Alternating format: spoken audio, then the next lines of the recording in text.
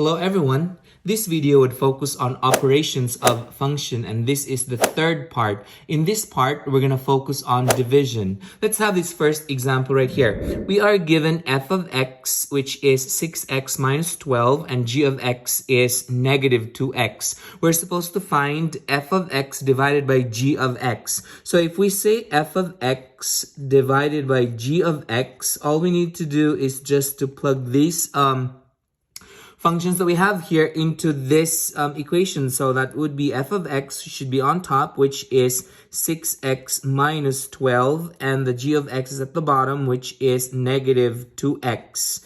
Now notice that in this example, we have a monomial as the denominator. So if we have a monomial as the denominator, we remember that this monomial or this denominator that we have here is actually the divisor for both of these terms. So I can go ahead and say that this negative 2x is actually going to be divided to 6x. So this would come out 6x divided by negative 2x. And then at the same time, we are going to divide this negative 2x to the negative 12. So then if we have a negative divided by a negative is a positive. So that's going to be a positive 12 over 2x. So then from here, we are going to simplify. So if we have 6x divided by negative 2x is equal to negative 3. And then we have a plus this 12 and 2, both of them are divisible by 2. So then we can go ahead and reduce this to the lowest term, which is 6 over x. And this is our f of x over g of x. So I'm just going to put this inside the box. This is the quotient of this function right here. At this time, I would encourage you to pause this video and try this problem out on your own. And when you're done, unpause it and check your answer. Okay, so we go over the problem here. Again, we are given the f of x and the g of x, and we are supposed to divide f of x divided by g of x. So in this problem that we have here, our f of x is x squared minus 4x minus 21, and then the g of x is x minus 7. Now we are going to factor this out using the box and diamond. So then I'm gonna show the work on the side right here. So we're gonna break it down into its factors. So we're gonna start with the diamond first. So for the diamond, we're going to multiply the last term and the first term. So that is negative 21x squared. And then the middle term will go to the bottom. That is minus 4x. So we're going to determine the factors. That would be negative 7x and 3x. So then we go ahead and do the area model or the box here. So the one that we write on the box first would be the first term is going to go here. That's x squared. And then the last term, which is negative 21, is going to go to the other side right here. And this two red factors that we got from the diamond shall be placed here. So that's negative 7x, and then that's 3x right here. So then we can go ahead and say that the factors would be, we got x and x, and then we got a 3 here, and we got a negative 7.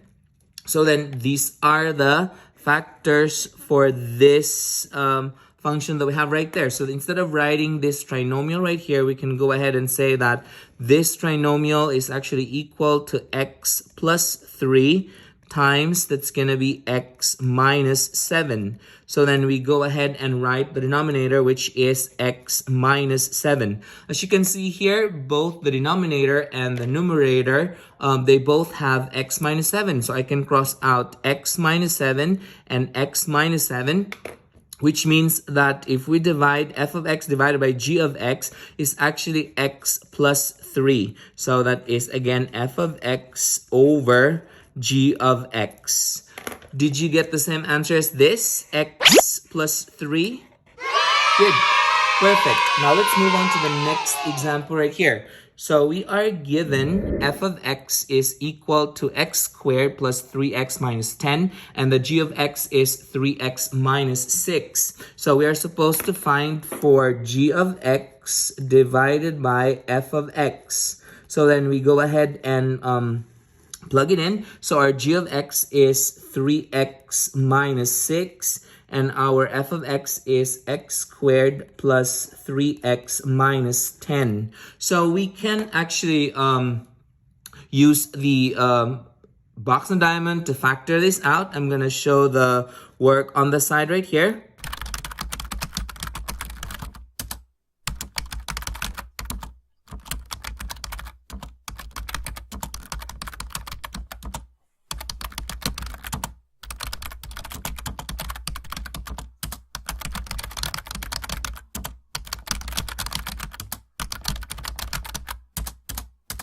Okay, so the factors of x squared plus 3x minus 10 is x plus 5, x minus 2. So I can go ahead and write that at the bottom right here, which is, again, that's x minus 2 times x plus 5.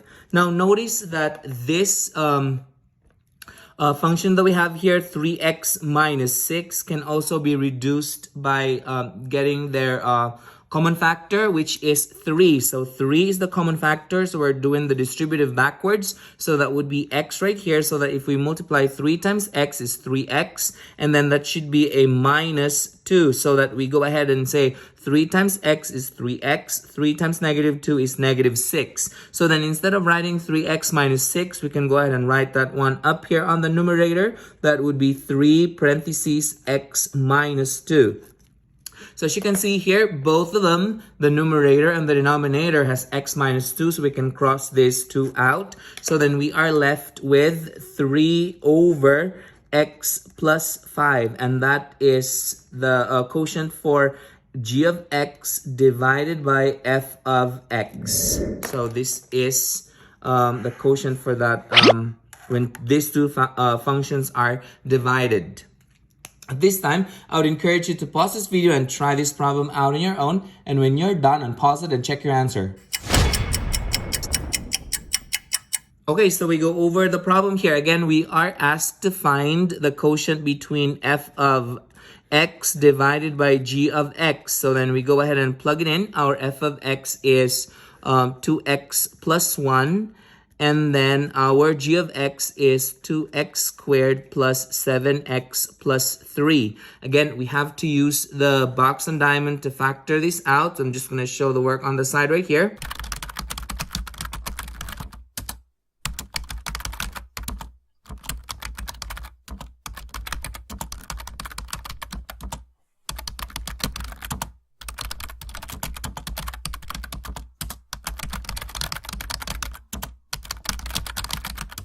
Okay, so then we can go ahead and rewrite this as 2x plus 1 over the factor for 2x squared plus 7x plus 3 would be 2x plus 1 times x plus 3. So then we can go ahead and say that both of them have 2x plus 1 on both the numerator and the denominator, so we can cross that out. Please be careful with this part. Now, others are going to say, oh, that's going to become a 0 on top because everything was crossed out. Please remember that if everything was crossed out, either the top or the bottom, there is an invisible 1 to it. So then I'm just going to go ahead and say that that is equal to 1 over x plus 3. And this is our f of x divided by g of x. Again, I'd like to repeat that part. If all of the expressions have been crossed out, we have to leave 1 in there. So that's why since 2x plus 1 were all crossed out,